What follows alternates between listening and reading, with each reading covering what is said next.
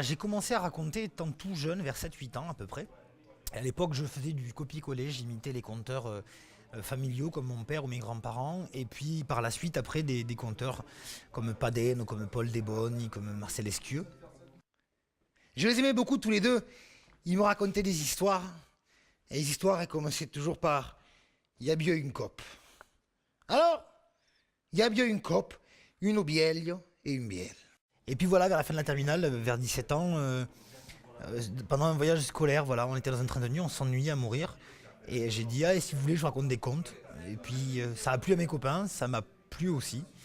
Et voilà, je m'y suis remis. Et puis voilà, je commence à écrire des contes d'abord pour les enfants. Et puis progressivement aussi pour les enfants un peu plus grands. Pépé, il était sorti 2 fois du département. Première fois, il était parti pendant 4 ans dans un village de vacances en Allemagne.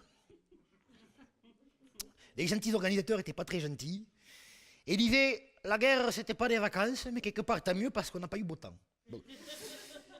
Et quand il est revenu, en guise de voyage de noces, attention, accrochez-vous, il a amené Mémé à Lourdes. L'éclate totale. Ah, il savait s'amuser, les dieux. Une salle qui rit, c'est extraordinaire en termes d'énergie, en termes de ce que ça vous envoie, c'est absolument génial.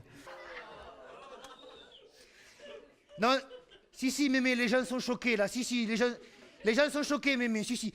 Faites-moi un petit coup de... Oh, quand même.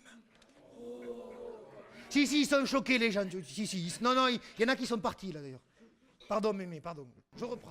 L'occitan, oui, c'est fondamental pour moi parce que ces contes-là que je fais sur scène, je les ai entendus en occitan. Ils m'ont été dits en occitan.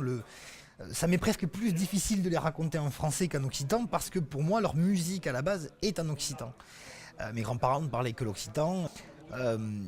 L'occitan, comme toutes les langues, ça a sa propre musique, ça a son propre rythme. Et une même histoire racontée en français, une même histoire racontée en occitan, ça va pas se passer exactement pareil. Alors il faut Dio Lugrel calmote impau.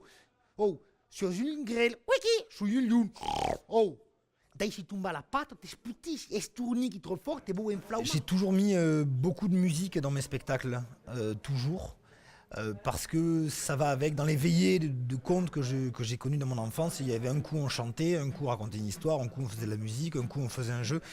C'était pas, voilà, tout ça se mélangeait, donc j'ai toujours eu envie d'utiliser les instruments de musique comme des transitions, et puis c'est très pratique les instruments de musique pour amener dans une ambiance, amener dans une atmosphère, faire des transitions comme ça, faire passer des choses.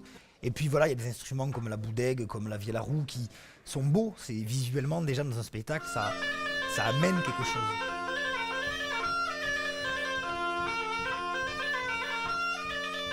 Le plus beau compliment qu'on m'ait fait sur ce spectacle, c'est une dame qui est venue me voir après le spectacle, une dame assez âgée, qui était très émue, et qui est venue me voir et qui m'a dit merci jeune homme, parce que quand je vois votre spectacle, je me rends compte que j'ai peut-être transmis plus de choses à mes petits-enfants que ce que je croyais.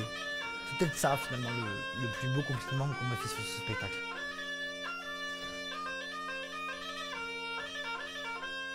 Et puis le rire des gens, tout simplement. Quand je vois les gens qui rient, j'ai gagné. Voilà.